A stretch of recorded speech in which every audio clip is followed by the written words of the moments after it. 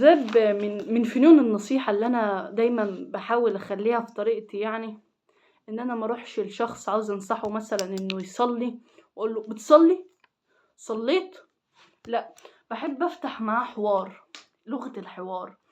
مثلًا أشرقت أهي، ما بتصلّيش تمام، مثلًا هي بتصلّي الحمد لله، أروح أفتح معاها حوار. تعرفي يا أشرقت إن الصلاة هي صلة العبد بربه، وتعرفي إنِك بتفضفضي لربنا سبحانه وتعالى وأنتِ بتصلّي وبتستريحي في الصلاة، و ولو عاوزة أي شيء من ربنا سبحانه وتعالى ربنا هيحققه ليكِ، وتقعد بقى تفهّمها عن النصيحة اللي أنتِ عاوزة تنصحها لها، سواء بقى نصيحة دينية أي شيء، بلغة الحوار كده.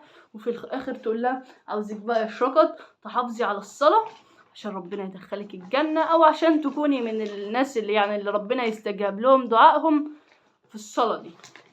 ودي من الحاجات الكويسة، إن أنت ما تروحش لواحد مثلًا تقول له كذا، اللي هو هتحسّسه إن أنت أعلى منّه أو كده.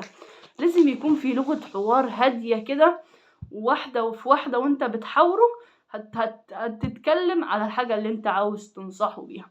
ودي من الحاجات المهمة اللي أنا عاوزاكم يعني تنصحوا بيها ولادكم، أو أي حد عاوز تنصحه عامةً، إن أنت تتكلم معاه بطريقة ظريفة كده.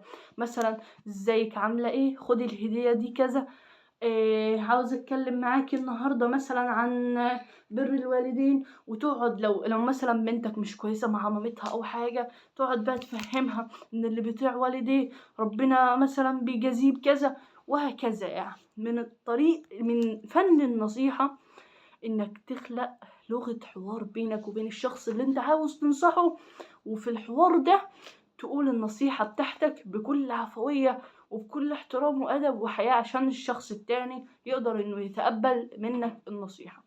ربنا ينفعنا دايمًا، والسلام عليكم ورحمة الله وبركاته.